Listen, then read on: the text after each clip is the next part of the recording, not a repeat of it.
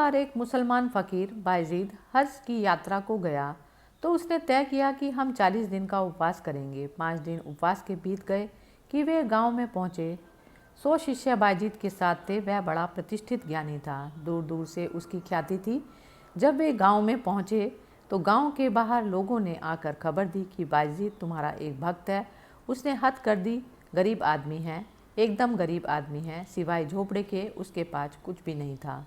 उसने झोपड़ा बेच दिया, गाय भैंस थी वे बेच दी, उसके पास जो कुछ था उसने सब बेच दिया और आज पूरे गांव में को भोजन पर बुलाया है तुम्हारे स्वागत में।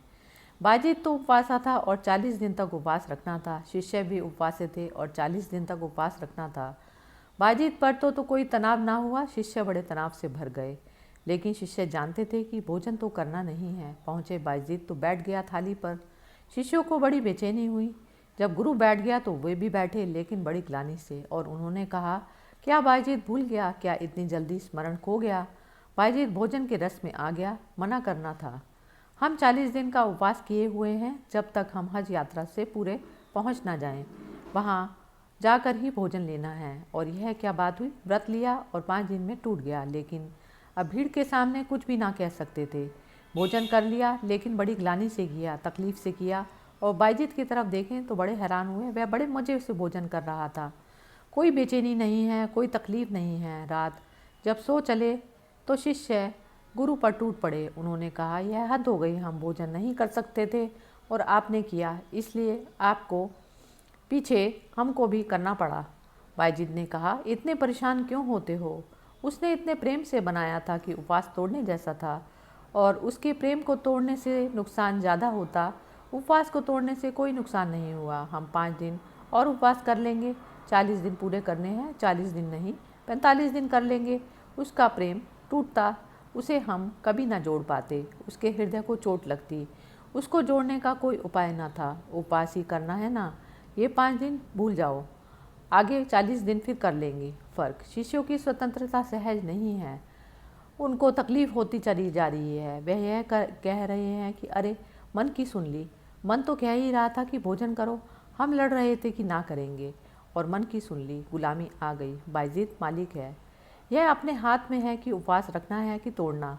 इसमें मन की कोई बगावत नहीं है, मन से कोई विरोध नहीं है, मन का कोई मानना नहीं है। हम मालिक हैं, उपवास रखना है तो रखेंगे, नहीं रखना तो नहीं रखेंगे, निर्णय हमारा होगा। दोनों उपवासी थे, लेकिन दोनों के उपवास में बड़ा क्रांतिकारी फ़र्क है, मौलिक फ़र्क है। बायजीद की स्वतंत्रता सहज है, वह महल में ठहर सकता है निश्चिंत भाव से, वह झोपड़े में रुक सकता है निश्चिंत भाव से। लेकिन बायजीद के शिष्य अगर महल में रुकना पड़े तो बड़े कठिनाई में पड़ जाएंगे कि यह तो भोग हो गया। यह बड़े मज़े की बात है, कभी तुमको महल पकड़े रखता है, कभी झोपड़ा पकड़ लेता है, लेकिन पकड़ नहीं जाती।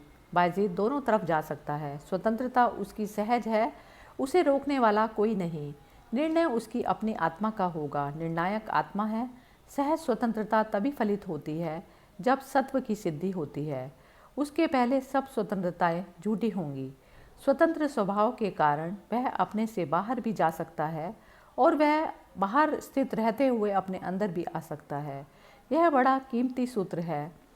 स्वतंत्र स्वभाव के कारण वह अपने से बाहर भी जा सकता है। कबीर कपड़ा बुनते रहे, जुलाहे थे, जुलाहे बने रहे। शिष्यों ने बहुत बार कहा कि यह शोभा नहीं देता कि आप कपड़ा बुने और आप बाजार में बेचने जाएं, आप गृहस्थ नहीं हो। कबीर हंसते हुए कहते, सभी उसी का खेल है, बाहर और भीतर का।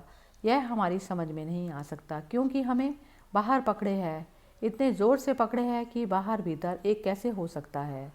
जैन फ़कीरों ने कहा है, संसार और मोक्ष एक है। हम एकदम घबरा जाते हैं, ऐसा कैसे हो सकता है? संसार हमें पकड़े है, संसार से हम पीड़ित हैं, मोक्ष इसके विपरीत है, जहाँ हम मुक्त होंगे, शांत होंगे, आनंदित होंगे, सुखी होंगे, जहाँ कोई दुख ना होगा। हमारा मोक्ष हमारे संसार के विपरीत होने वाला है। लेकिन जब कोई व्यक्ति मुक्त होता है तो इस जगत में कोई चीज़ विपरीत नहीं रह जाती, सब विपरीत समाप्त हो जाती है। जब कोई व्यक्ति मुक्त होता है तो बाहर और भीतर का फैसला खो जाता है, क्योंकि सारा फैसला अहंकार की दीवार का है।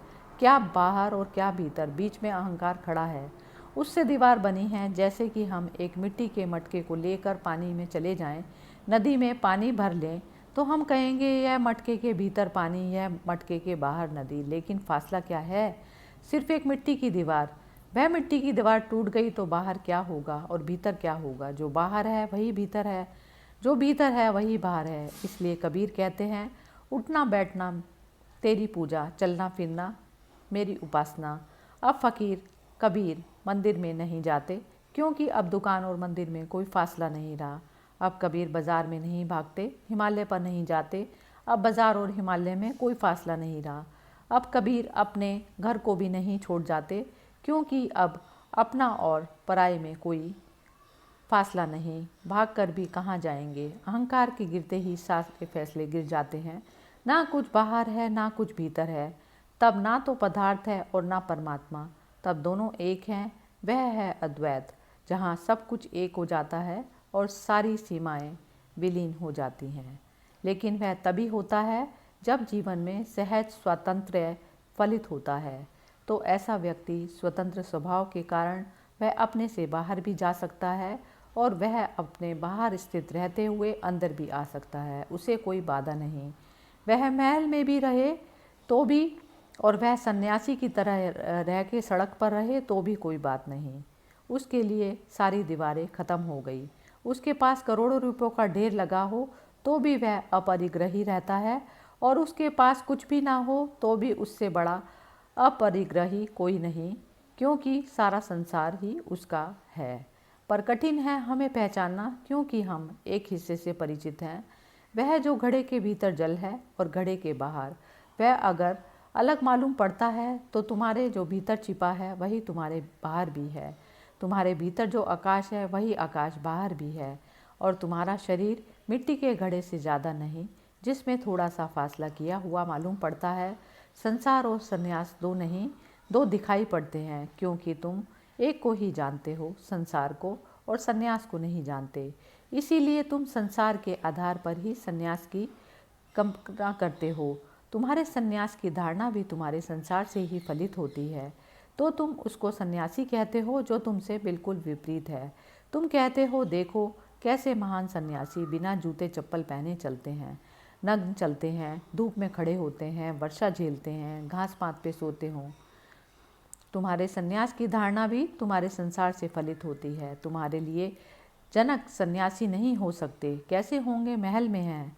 तुम्हारे लिए कृष्ण सन्यासी नहीं हो सकते, कैसे होंगे?